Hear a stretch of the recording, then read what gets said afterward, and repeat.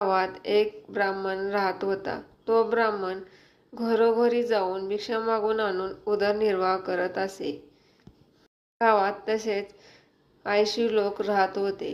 ते 80 लोक श्रीमंत असल्यामुळे काही काम करत नसे. उलट इकडून तिकडून मोकाट फिरत असे आणि वडाच्या झाडाखाली बसून येणाऱ्या जाणाऱ्या लोकांची कुचेष्टा करत असे. तसेच त्या गावात एक सदाचारी, धार्मिक, सज्जन व्यक्ती राहत होते.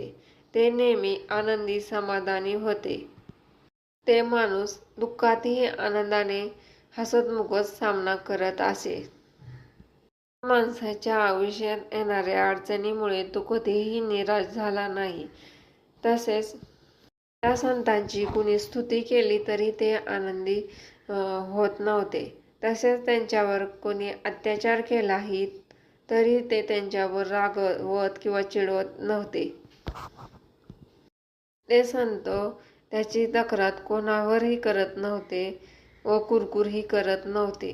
म्हणून गावातील लोक त्यांना आदराने संत असे बोलत असे. तसेच गावातील लोकांना हे 80 लोकांना हे पाहून असे वाटले की तो संत आपल्यासारखा सामान्य व्यक्ती आहे, तरी लोक त्यांना आदराने संत बोलत आहेत.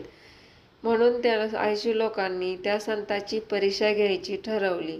एके दिवशी ते 80 लोक वडाच्या झाडाखाली बसले होते. तेथून एक ब्राह्मण जात होता. त्या ब्राह्मणाने खांद्यावर भिक्षा मागण्याची पिशवी अडकून चाललेला होता.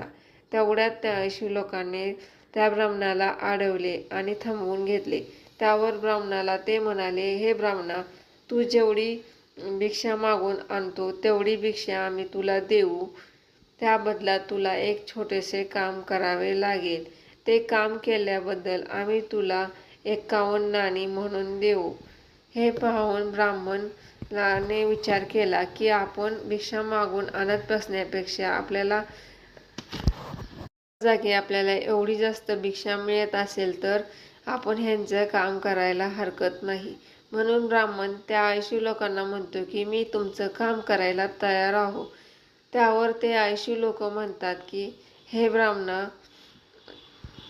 गावात एक संत राहत आहे. तो कोणावरही रागवत नाही असा गावातील लोकांचा विश्वास आहे. तुला एक काम करायचे आहे की त्या माणसाला रागावाला घालवायचे आहे. ते जर तू काम केले तर तुला आम्ही 51 नाणी देणार आहोत. म्हणून ते 80 लोक त्या ब्राह्मणाला आगाऊ 25 नाणे देऊ करतात. हे ब्राह्मण ते 25